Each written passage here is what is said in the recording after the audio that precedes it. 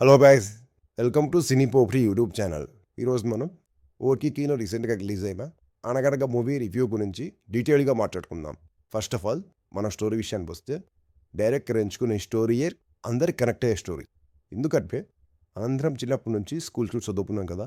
ప్రతి స్కూల్లో కూడా మార్క్స్ కోసం జరిగే ఈ రేస్లో పిల్లలు కాన్సెప్ట్ అర్థం చేసుకోకుండా ఎలా బట్టి పడుతున్నారు. టీచర్స్ కూడా బట్టి పట్టడాన్ని ఎంకరేజ్ చేస్తున్నారు. కాన్సెప్ట్ అనేది ప్రాపర్గా నేర్పించట్లేదు అనేది మనందరం ఫేస్ చేసిందే. సో ఈ స్టోరీ చూడగానే మనందరం బేసిక్గా కనెక్ట్ అయిపోతాం. అలాంటి స్టోరీ ఎంచుకున్నాడు. ఈ స్టోరీని ఎక్స్ప్లెయిన్ చేయడం కోసం డైరెక్టర్ అందరు టీచర్స్ కూడా బట్టి పట్టే ప్రాసెస్లోని పిల్లలు చదివిస్తుంది. హీరో సుమంత్ గారి మటుకి అలా చదవకూడదు, కాన్సెప్ట్ని అర్థం చేసుకోవాలి, కథల త్రూ మనం కాన్సెప్ట్ని అర్థం చేసుకోవాలి అని చెప్పే ఒక టీచర్ క్యారెక్టర్. ఆ టీచర్కి ఉన్న ఒక సన్, ఇద్దరి మధ్య ఎమోషన్ని పెట్టుకునే డైరెక్టర్ ప్రతి కాన్సెప్ట్ని కూడా కథల త్రూ పిల్లలకి ఎక్స్ప్లెయిన్ చేస్తే ఎంత బెటర్గా ఉంటుంది అనేది చెప్పదలుచుకున్నాడు. సో ఓవరాల్గా స్టోరీ విషయానికి వస్తే ఇది. ఈ స్టోరీ చెప్పే ప్రాసెస్లో డైరెక్టర్ రాసిన స్క్రీన్ ప్లేలో కొన్ని మిస్టేక్స్ ఉన్నాయి, కొన్ని చాలా బాగా చేశారు. వాటి గురించి మనం ఇప్పుడు మాట్లాడుకుందాం. ఇప్పుడు హీరో సుమంత్ గారు క్యాన్సర్తో బాధపడుతూ ఆయన చనిపోయినా కూడా ఆయన కాన్సెప్ట్ అనేది ఫ్యూచర్ జనరేషన్స్లో ఉండాలి అని చెప్పి ఇతిహాస అనే ఒక బుక్ త్రూ ప్రతి ఒక్క కాన్సెప్ట్ని కథ త్రూ ఎక్స్ప్లెయిన్ చేశాడు. ఈ బుక్ ఉంటే చాలు మీకు ప్రతి ఒక్క కాన్సెప్ట్ అర్థమవుతుంది అని డైరెక్టర్ కన్వే చేశాడు. ఇతిహాస అని పెట్టిన ఈ నేమ్ ఉంది కదా, ఇది చాలా బాగుంది యాక్చువల్లీ. ఓపెన్ సీన్లో ఒక సైకియాట్రిస్ట్ కిడ్తో మాట్లాడుతున్నాడు. ఏమని, నువ్వు ఎందుకు చదవట్లేదురా, అసలు నీ ప్రాబ్లం ఏంటి అని ఇట్లా మాట్లాడుతూ ఉంటాడు. వాడు ఎందుకు చదవలేకపోతున్నాడు ఏంటి అని తను ఎక్స్ప్లెయిన్ చేస్తున్నప్పుడు ఈ సైకియాట్రిస్టే లాస్ట్లో కిరణ్ అనే ఒక కిడ్ క్యారెక్టర్ అని ఒక షార్ట్ త్రూ ఆడియన్స్కి ప్లాంటేషన్ చేశారు. ఇది ఇప్పుడు అర్థం కాదు, ఈ కిడ్ ఎవరు ఏంటి అనుకుంటాం. బట్ మనకి తర్వాత కథలోకి వెళ్ళిన తర్వాత మనకు అర్థమవుతుంది యాక్చువల్లీ. ఇప్పుడు మీరు ఈ ఫ్రేమ్ గుర్తుపెట్టుకోండి, నేను మీకు ఇంకో ఫ్రేమ్ చూపిస్తాను. ఈ ఫ్రేమ్లో చూడండి, మనం స్క్రీన్ ప్లేలో ముందుకు వెళ్ళిన తర్వాత ప్రిన్సిపల్ క్యారెక్టర్ అయిన భాగ్యలక్ష్మి హీరో వైఫ్, తనతో హీరో మాట్లాడుతున్నప్పుడు ఒక ప్యూన్ వచ్చి ఎవరో కిడ్ సూసైడ్ చేసుకున్నాడు అని చెప్తాడు. అప్పుడు హీరో తన సన్మే సూసైడ్ చేసుకున్నాడేమో అనే ఒక భయంతో పరిగెడుతూ ఉంటాడు.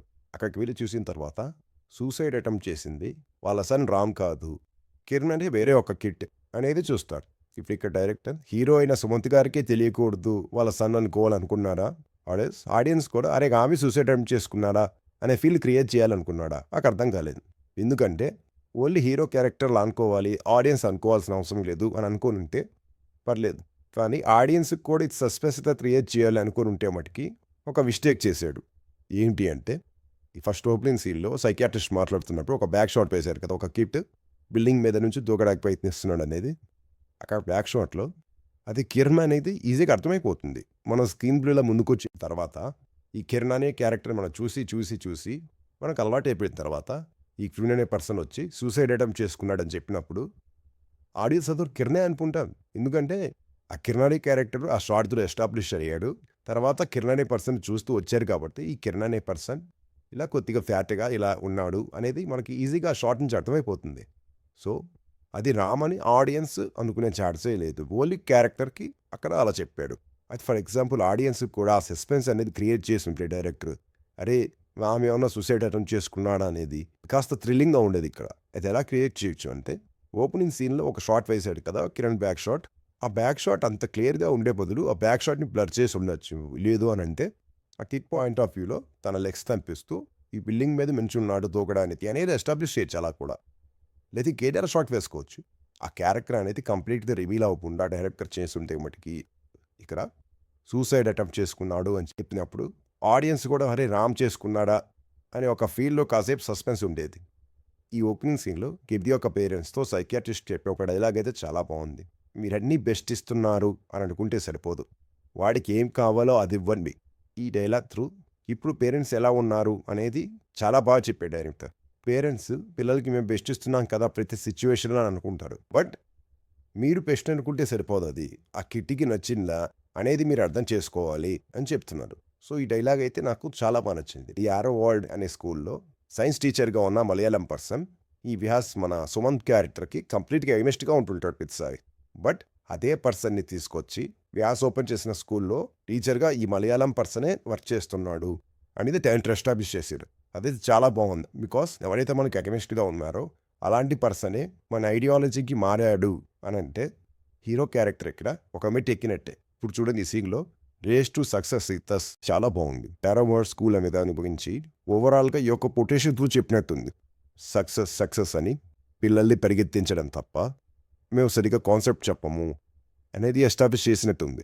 ఓన్లీ ఈ స్కూల్ అనే కాదు, ప్రతి ఒక్క స్కూల్ అలానే ఉంది. అందుకే అప్పుడు ఉన్న డిస్కషన్ సీన్లో హీరో సుమంత్ ఇలా మాట్లాడుతున్నారు. ఏమని, స్కూల్ బయట వాళ్ళకి ఇష్టం వచ్చిన లాంగ్వేజ్ మాట్లాడతారు అని హీరో అన్నప్పుడు ఈ సైన్స్ టీచర్ దానికి కౌంటర్ ఇచ్చిన డైలాగ్ అనేది చాలా రాంగ్ ఉంది యాక్చువల్లీ. ఈ సైన్స్ టీచర్ కౌంటర్ డైలాగ్ ఏం చెప్తున్నాడు అని అంటే, ఓ యూ టుక్ మై క్లాసా అని అన్నాడు. నాకు ఇది అర్థం కాలేదు. అంటే సుమంత్ అన్న దానికి కౌంటర్ డైలాగ్ ఇది ఉండకూడదు యాక్చువల్లీ. స్కూల్ బయట వాళ్ళకి ఇష్టం వచ్చిన లాంగ్వేజ్ మాట్లాడతారు అని అన్నప్పుడు మరి స్కూల్ లోపలికి వచ్చిన తర్వాత కూడా వాళ్ళకి ఇష్టం వచ్చిన లాంగ్వేజే మాట్లాడుతున్నారు కదా అని ఇలాంటి డైలాగ్ సంథింగ్ ఏదో ఉండాలి. సో కౌంటర్ డైలాగ్ అనేది ఇక్కడ చాలా మిస్టేక్ ఉంది.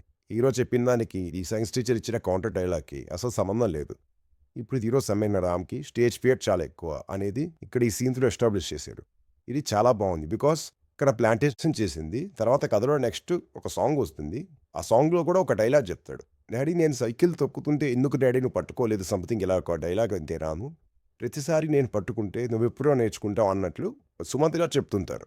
ఇప్పుడు మనం క్లైమాక్స్కి వెళ్ళినప్పుడు ఈ సుమంత్ గారు చనిపోయిన తర్వాత స్టేజ్ ఫియర్ ఉన్న తన సన్ తను లేనప్పుడు ఇలాగింత మందిలో ఒక స్టోరీని ఎక్స్ప్లెయిన్ చేస్తున్నాడు అని అంటే ఈ రామ్ యొక్క క్యారెక్టర్ బాగా వర్కౌట్ అయింది.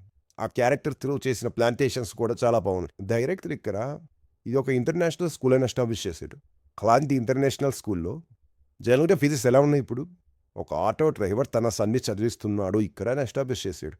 సరే, ఆటో డ్రైవర్ తన కిడ్కి బెస్ట్ ఇవ్వాలి అనే ఒక ఇదిలో తను ఎంతో కష్టపడి ఇలా చదివిస్తున్నాడు అనుకుందాం. అలాంటి క్యారెక్టర్ ఒక తాగుబోతోళ్ళు అని చూపించడం అయితే మటుకి బాగాలేదు యాక్చువల్లీ. ఈ ఆటో డ్రైవరు తాగేసి అరే నీకు ఎప్పుడు తిండి తప్ప చదువు మీద ధ్యాస లేదు అని చెప్పి కొడుతున్నట్టు చూపించారు. ఈ ఆటో డ్రైవరు ఈ ఫీజు కట్టడం కోసం ఎంత కష్టపడుతున్నాడు అన్నట్లు ఒక షార్ట్ వేసి ఎక్కొచ్చిన తర్వాత ఏమో ఇలా పాస్ అవ్వట్లేదు చదవట్లేదు అని ఒక నిరాశలో తిడుతున్నాడని ఎస్టాబ్లిష్ చేస్తున్నా కూడా బాగుండేది. బట్ తాగుబోతోడని ఎస్టాబ్లిష్ చేయడం అనేది ఈ క్యారెక్టర్ని చాలా డౌన్ చేసింది. నాకైతే మటుకు పర్సనల్గా ఈ కిరణ్ యొక్క ఫాదర్ క్యారెక్టర్ అనేది ఇంకా చాలా బెటర్గా ఉంటే బాగుండేది అనిపించింది. కిరణ్ సూసైడ్ అటెంప్ట్ చేసిన తర్వాత ఇలా ఆటో డ్రైవర్ అయిన తన ఫాదర్ సుమంత్గా దగ్గరకు చేరుస్తుంటాడు. ఆ ఏడ్చేది కూడా చాలా ఫేక్గా అనిపిస్తుంది. అక్కడ యాక్చువల్లీ ఎమోషన్ వర్కౌట్ అవ్వాలి. అరే ఒక కిడ్ అనేవాడు సూసైడ్ అటెంప్ట్ చేసుకున్నాడే, వాళ్ళ ఫాదర్లో ఎంత బాధపడుతున్నాడు ఏంటి అనేది ఒక ఎమోషన్ ఇక్కడ చాలా బాగా చేయొచ్చు. బట్ ఇక్కడ ఆ ఎమోషన్ని చాలా లైట్గా తీసుకున్నాడు డైరెక్ట్గా. ఏదో కథ నడవాలి కాబట్టి ఒక కిడ్ ఒక క్యారెక్టర్ సూసైడ్ అటెంప్ట్ చేయాలి, ఆ ఫాదర్ ఇలా రియాక్ట్ అవ్వాలని చెప్పి పెట్టుకున్నాడు. కానీ దీనితోని చాలా బ్యూటిఫుల్గా కొరియోగ్రాఫ్ చేసుకుని ఉంటే ఒక ఎమోషన్ వర్కౌట్ అయ్యేది, కథకి ఇంకా చాలా ప్లస్ అయ్యేది. ఇప్పుడు భట్ట అనే ఒక హీరో ఫ్రెండ్ క్యారెక్టర్ వచ్చి ఇలాగ రామ్తో మాట్లాడుతున్నప్పుడు మీ నాన్న బాగా కథలు చెప్పేవాడు నా అని చెప్తున్నప్పుడు సుమంత్ లెఫ్ట్ తన చైల్డ్హుడ్ మెమరీస్ గుర్తు చేసుకుంటుంటాడు. తనకి ఒక టీచర్ చెప్పిన కథలు ఇవన్నీ గుర్తు చేసుకుంటూ ఉంటాడు. టీచర్ మీకు ఎస్టాబ్లిష్ చేశారు చూసారా, అది చాలా బాగుంది. బికాస్ ఈ టీచర్ యొక్క క్యారెక్టర్ అనేది మనకి తర్వాత హీరోకి క్యాన్సర్ వచ్చి డిసప్పాయింటెడ్ మూడ్లో ఉన్నప్పుడు ముందుకు ఎలా లైఫ్లో వెళ్ళాలో తెలియనప్పుడు ఆమె దగ్గరికి వెళ్ళదని ఆమె చెప్పి ఒక డైలాగ్ అనేది చాలా బాగా వర్కౌట్ అయింది. అక్కడ అన్నీ బాగుంటాయి అనుకున్నప్పుడు వచ్చే కష్టాల్లోనే జీవితం ఉంటుంది వ్యాస్. ఎప్పుడైతే బ్రతుకు మనకి కష్టాలు ఇస్తుందో అప్పుడు ఒక జీవితం పుడుతుంది. ఆ కష్టాలు మనం ఎదుర్కొనే దాని నుంచి ఒక కథ పుడుతుంది. కొన్ని కథలు జీవితాలుగా మారుతాయి, కొందరు జీవితాలే కథలుగా మారుతాయి. జీవితం ఆగిపోతుంది అనుకొని జీవించిన ఆపేస్తే ఎలా వ్యాస్ అని ఈ డైలాగ్ ఓవరాల్గా ఈ మూవీ యొక్క కాన్సెప్టే దీనిలో బేస్డ్ అయింది. ఎలా అంటే ఈ టీచర్ యొక్క క్యారెక్టర్ సుమంత్కి చైల్డ్హుడ్లో కథల త్రూ ఏదైనా ఎలా నేర్చుకోవచ్చు అని చెప్పి నేర్పించింది. తనే ఇక్కడ మీ జీవితమే ఒక కథగా మారే స్కోప్ ఉంది ఇక్కడ అని చెప్తుంది. సో బేసిక్గా కథ అనేది ఎంత ఇంపార్టెంట్ అనేది ఆ టీచర్ చెప్పినే చాలా బాగుంది. అంటే చిన్నప్పుడైనా అది ఈ సిచ్యువేషన్లో అయినా అసలు మనకి ఈ స్టోరీ మొత్తంలో కూడా నాకు బాగా వీకెస్ట్ క్యారెక్టర్ అనిపించింది అయితే మటుకి వైఫ్ క్యారెక్టర్. బికాస్ ఇక్కడ వ్యాస్ అనే తన హస్బెండ్ స్కూల్ స్టార్ట్ చేశాడు అని అయితే తెలుసుకున్న తర్వాత ఇలాగ వ్యాస్ దగ్గరికి వచ్చి క్వశ్చన్ చేస్తుంది. నువ్వు ఈ స్కూల్ని స్టార్ట్ చేసావంటే మటుకి ఇదే మన చివరికి కూడా అవుతుంది, ఇక్కడికి రా, జీవితం సెట్ అవుతుంది, అనవసరంగా మన జీవితాన్ని నాశనం చేయకు అని చెప్తుంది ఇక్కడ.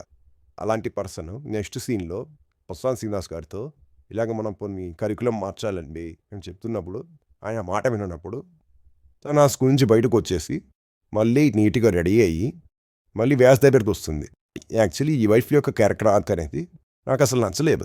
ఇప్పుడు క్లారిటీ ఏంటంటే ఈ వైఫ్ అనే క్యారెక్టర్ తన జాబు కరెక్ట్‌గా చేయాలని అలా అనుకుంటుందా? లేదనంటే ఈ జాబ్ వల్ల వచ్చే సాలరీ అంటే తన హస్బెండ్ కూడా ఇక్కడ ఈ వరల్డ్ క్లాస్ స్కూల్‌లోకొచ్చేస్తే వచ్చే సాలరీ వల్ల తన లైఫ్ సెట్ అవుతుందనుకుందా?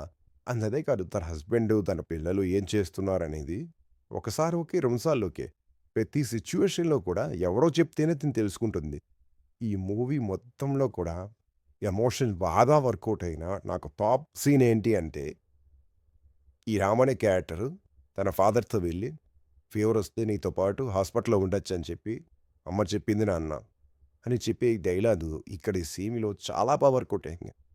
అండ్ ఈ మూవీలో సెకండ్ బాగా వర్కౌట్ అయిన ఎమోషన్ ఎక్కడ అంటే క్లైమాక్స్‌లో ఈ రామ్ తనకున్న స్టేజ్ ఫియర్‌ని పక్కన పెట్టి ఈ స్టేజ్ మీద తను కథ చెప్తే వాళ్ళ నాన్న తిరిగొస్తాడు అనే ఒక హోప్‌తో తను కథ ఎక్స్‌ప్లెయిన్ చేసి తనకున్న ఫియర్‌ని పోగొట్టుకోవడం. ఆ కథ చెప్పడం అయిపోయిన తర్వాత నాన్న రాకపోయినా కూడా నాన్న ధైర్య రూపంలో వచ్చాడు అని ఎస్టాబ్లిష్ చేసింది చాలా బాగుంది. ఓవరాల్‌గా ఈ 'అనగనగా' అనే ఒక మూవీ చాలా బావుంది. యాస్ ఎ ఫిల్మ్ మేకర్‌గా ఇంకా కొన్ని బెటర్ చేసుంటే ఎమోషన్ ఇంకా బాగా వర్కౌట్ అయ్యుండేది అని నా ఒపీనియన్ నేను చెప్పానంతే. ఇంకో 20% దీన్ని బెటర్ చేయడానికి చాలా స్కోప్ ఉంది. దాన్ని మిస్ చేశారనిపించింది. మీకు నేను చెప్పిన ఈ ఎక్స్‌ప్రెషన్ నచ్చుంటే ఒక లైక్, షేర్, సబ్స్క్రైబ్ చేయండి. నెక్స్ట్ ఇంకో మూవీ రివ్యూతో మీ ముందుకు వస్తాను.